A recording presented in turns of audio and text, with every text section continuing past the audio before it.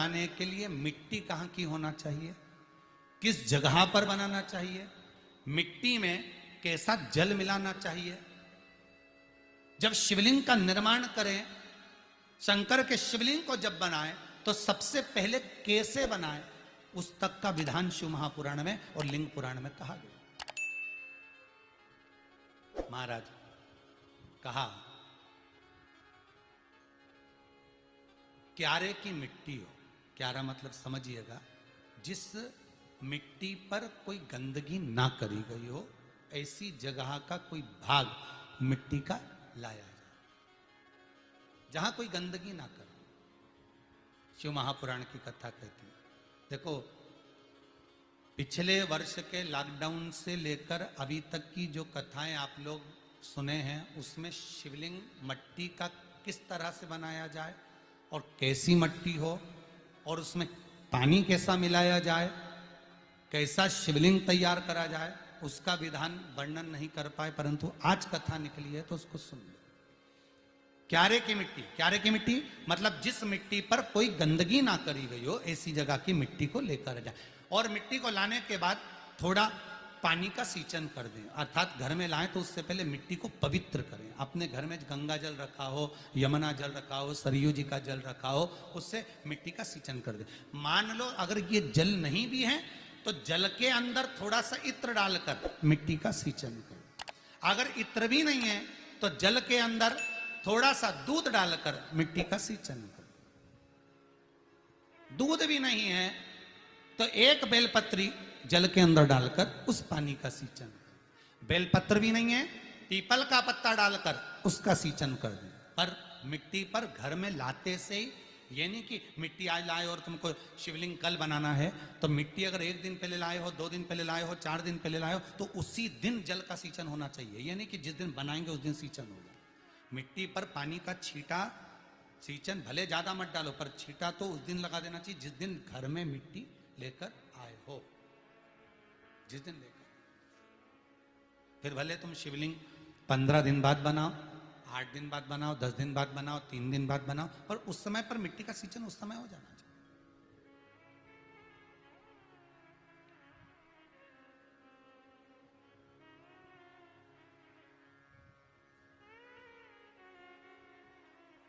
फिर कहा,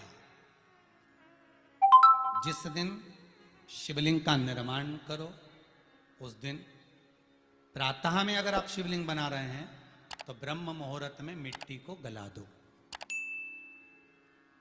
किस पानी से गलाना है उसका भी प्रमाण, उसका भी शास्त्र वर्णन करा। किस जल से गलाया जाए, शिव महापुराण की कथा कहती है, अगर आपको आज शिवलिंग का निर्माण करना है, शाम को आप शिवलिंग का निर्माण कर रहे हो, तो अपने पानी का जो मटका होता है, हंडा होता है, रसोई घर में जहां पानी भर कर रखते हो, उसके नजदीक में एक कलश जिसमें अलग से ताजा जल भरा जाए और उस पर प्लेट ढकी हो और उस पर एक चावल का दाना रखा हो, उस जल को लेकर आओ।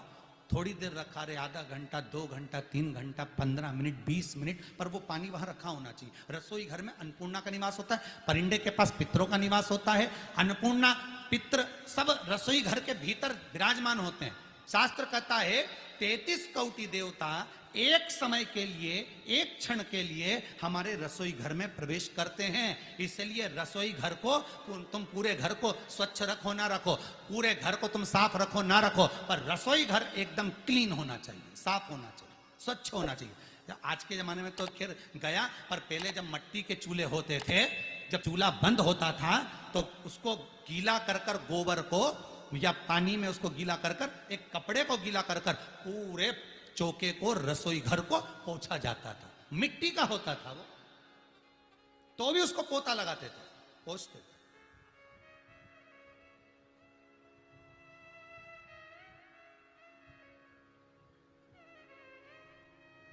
तो पहला क्रम है पार्थिव शिवलिंग का निर्माण। सावन के महीने में अगर आप शिवलिंग बनाते हैं, सोमवार को शिवलिंग बनाते हैं, तो नियम ध्यान रखिएगा महाराज, लिंग पुराण से है ये, इसका नियम ध्यान रखिए। क्या करना है, मिट्टी को लाना है, जल का छींटा देना, छींटा जरूर देना, घर में लेकर आए और जल का छींटा होना जरूरी है। 2 दिन तक, 3 दिन तक मिट्टी रखी हुई है, और उसके बाद अगर आपने पानी का छींटा नहीं दिया है और आपने डायरेक्ट मिट्टी को गला दिया और उसके बाद बनाया तो उसका कोई प्रमाण नहीं। जल का छींटा अवश्य। फिर उसको रख दें, 15 दिन बाद बनाओ, 4 दिन बाद बनाओ, 3 दिन बाद बनाओ, 2 दिन बाद बनाओ। शिवलिंग जब बनाओ तब उस मिट्टी को, जो कलश आपने रसोई घर में रखा है चावल का दाना रखकर प्लेट के ऊपर, अर्थात उस कलश का जल उस मिट्टी में थोड़ा सा डालिए। क्यों डाला जाता है उसका भी भाव वर्णन किया है। अब भविष्य पुराण, स्कंद पुराण और अग्नि पुराण, इन तीनों से ले लिया गया। वर्णन किया गया जब उस कलश का जल हम डालते हैं तो उस कलश में पितरों का भाव आ जाता है, अन्नपूर्णा का भाव आ जाता है, घर में लक्ष्मी का भाव आ जाता है, संपदा का भाव आ जाता है। पूरे 24 घंटे के अंदर एक क्षण के लिए रसोई घर में 33 कोटि देवता आते हैं, तो वो देवता का सारा भाव उस कलश के अंदर आ जाता है। और वो जल जब हम उस मिट्टी में मिलाते हैं तो गंगा, यमुना, सरयू, सरस्वती, ये 33 कोटि देवता में, तो इन सब का आनंद उस जल में आ जाता है। और वो जल जब हम मिट्टी में मिलाते हैं तो मिट्टी पवित्र हो जाती है, स्वयं कैलाश अधिपति को स्वीकार करने के लायक हो जाती है, निर्मित करने के लायक हो जाती है।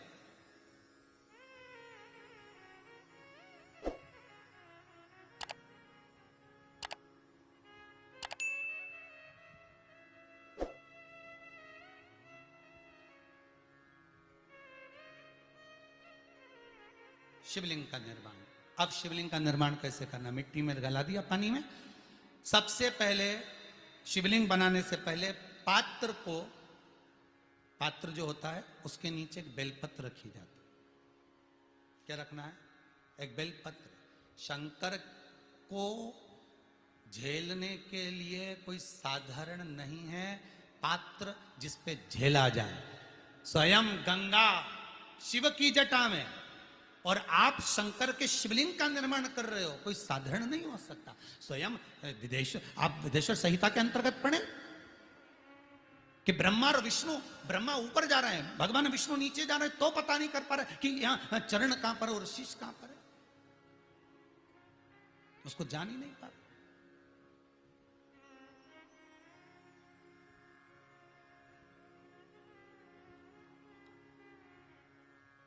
बस एक बेलपत्र साधारण भाव में, बेलपत्र भी सीधा भाग, और इस बेलपत्र की जो डंडी है वो उत्तर दिशा में रखना है थाली के अंतर्गत जब आप शिवलिंग का निर्माण करें। उत्तर। इसके ऊपर जो गलाई हुई मिट्टी है वो डाल दीजिए, और डालने के बाद सबसे पहले शिवलिंग का स्वरूप बनाना है। सबसे पहले नीचे की जलाधारी नहीं बनाना। क्या बनाना है?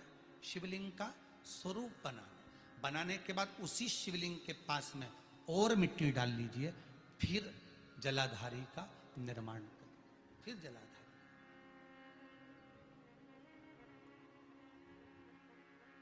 शिवलिंग जलाधारी निर्मित हो गई। शंकर जी का संपूर्ण परिवार शिवलिंग में रहता है, आपको पहले भी कहा।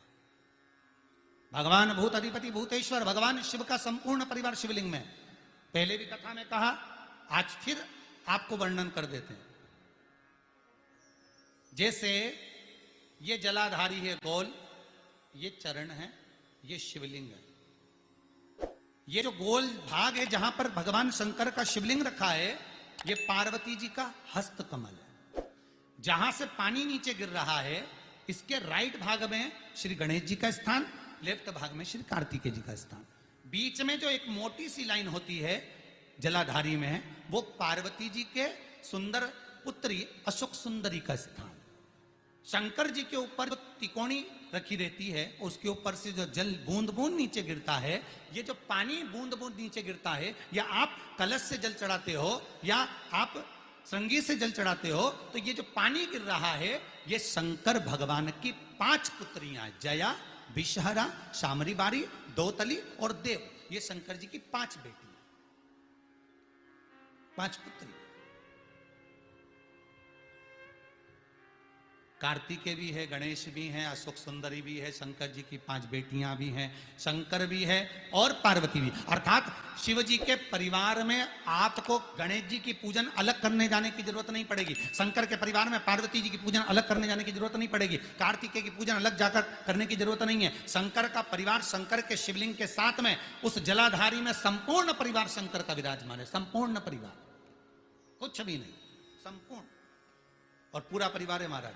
फिर वही बात आई, ध्यान दीजिएगा, जिस व्यक्ति को नींद ना आवे, रात्रि को सोते समय टेबलेट खाने की जरूरत नहीं, शंकर भगवान की 5 पुत्रियों का नाम लीजिए। जया, हाथ में जल लो, पलंग पर बैठो, जल हाथ में लिया, जया आचमन कर लो, विषहरा आचमन कर लो, श्यामली बारी आचमन कर लो, दौतली आचमन कर लो और देव आचमन कर लो। ये शंकर की जो 5 पुत्रियां हैं, ये ऐसी पुत्रियां हैं जो निंद्रा देवी को लेकर आती हैं और हमें विश्राम का आनंद सुख प्रदान करती हैं, हमारे नयनों पर विराजमान रहती।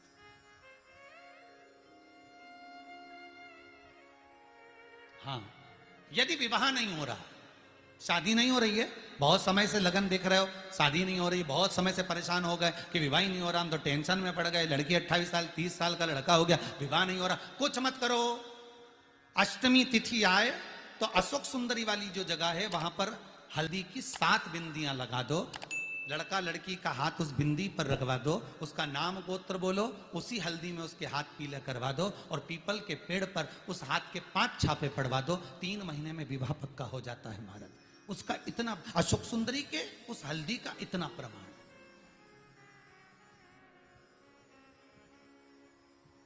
3 माह के अंतर्गत विवाह नक्की हो जाता, इतना इतना प्रमाण है महाराज। भगवान शिव की आराधना का कोई साधारण फल है महाराज।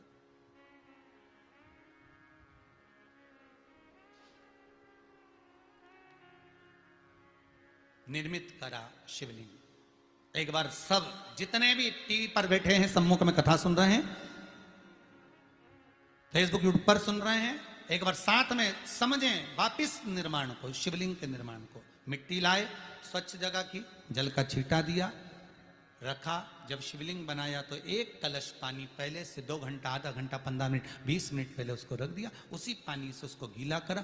गीला करने के बाद उसका निर्माण, सबसे पहले बेलपत्री, बेलपत्री के ऊपर मिट्टी, मिट्टी के ऊपर रखकर शिवलिंग का निर्माण, फिर जलाधारी का, जलाधारी का निर्माण और शिवलिंग का निर्माण पूर्ण होने के बाद में फिर बाबा का सुंदर भाव से आप श्रृंगार करें, अभिषेक करें, पूजन करें।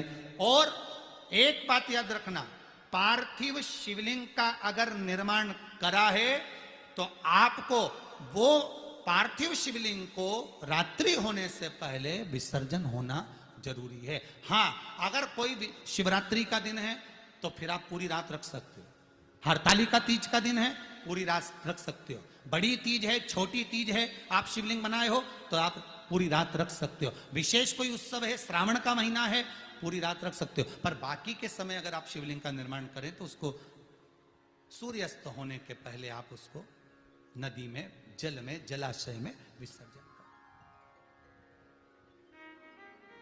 बहुत ध्यान दीजिएगा, विसर्जन करते समय जब आप विसर्जन करें, पानी में अपने पात्र को, शिवलिंग को जब छोड़ें, उस समय पर ध्यान दीजिएगा कि शिवलिंग की जो जल की धार है, जिसका उत्तर की ओर जो जल की धार होती है, विसर्जन करते समय वो जल की धार अर्थात वो उत्तर का भाग हमारी ओर होना चाहिए और थाली इस तरह से पकड़ें कि वो भाग हमको जब डालें तो वो भाग हमको दिखे, थोड़ा सा नजर आए पानी में डालते समय। और जब वो थोड़ा भाग दिखता रहे, और जिस लिए आपने शिवलिंग बनाया, जिस कामना से आपने शिवलिंग बनाया है, वो कामना उस भाग को पानी में देखते देखते बोल दीजिए, वो कामना पूर्ण हो जाती है। इसको कहते हैं पार्थिव शिवलिंग का निर्माण करना और उसकी आराधना करना, उसकी आराधना।